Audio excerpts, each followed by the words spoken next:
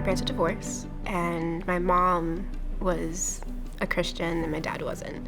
And we lived with our dad, so whenever we went to see mom, it was just so different. It was like, okay, what is this? And I felt like I couldn't be myself.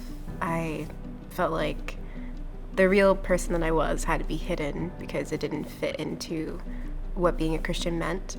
It felt like all the pieces we had that we were, who we were, me, my sister, and I, had to be hidden so we could do the things at church, so we could be the person she wanted us to be. I questioned who I am for a long time. I questioned who I am on so many different levels. And I was very hopeless. As a child, I hated hope. I hated the idea of having something extra, something that would keep me anchored. Because I felt like if I had hope, it wouldn't be real. It made me feel isolated because I felt like I was alone.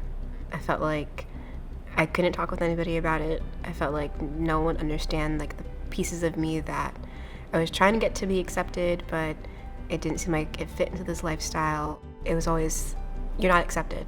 And it rooted from, I felt I wasn't accepted by the Father, and I wasn't seen as whole. I feel like I first encountered God, I felt like I didn't really connect with him until I was 21. That summer, I met this person at a coffee shop. When I was there, I found this magazine. Not sure how this magazine ended up at the coffee shop, but in the back of it, it had a Bible plan for you to read through the Gospels over the summer. You know what? I'll give this a try. It's not foreign, it's not unknown, so let's see if this works for me.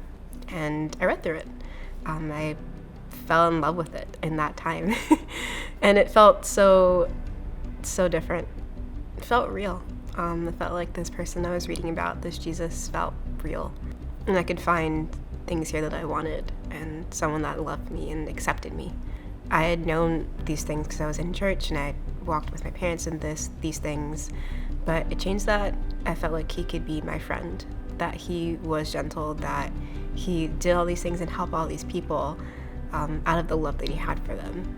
And that love can be extended to me, and I could know that.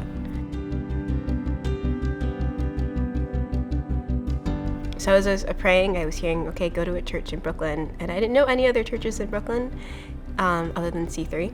I felt this new hope. I walked in and I felt at home. I remember raising my hand when people asked, who is your first time?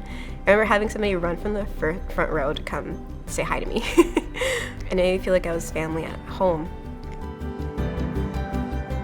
I was praying and I was like, pray for Uganda. And I was like, okay, sure, whatever you ask. But I wasn't sure why. I didn't have any friends there. I didn't know any missionaries. I didn't know much about the country. And I was like, okay, cool, we'll do that. It wasn't until September 2019 that we had a Vision Builders update. And it turned out that we were actually, that year, we've been supporting Pastor Rock in Uganda. That was when I was like, okay, I see why I want to pray for them, but also like this solidified me to like, this is my home. This is the place I want to be.